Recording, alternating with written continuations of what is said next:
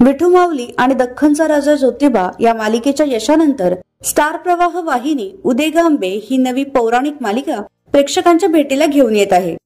आदिशक्तीच्या 3.5 शक्तिपीठांची कथा या मालिकेतून प्रेक्षकांसमोर मांडण्यात येईल.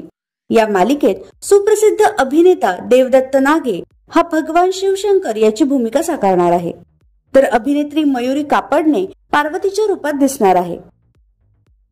यापूर्वी तिने जाऊ नको दूर बाबा या मालिकेत काम केले. याशिवाय तेरी लाडली में या हिंदी मालिकेत सुद्धा अभिनेत्री मयुरी कापडने झळकली होती.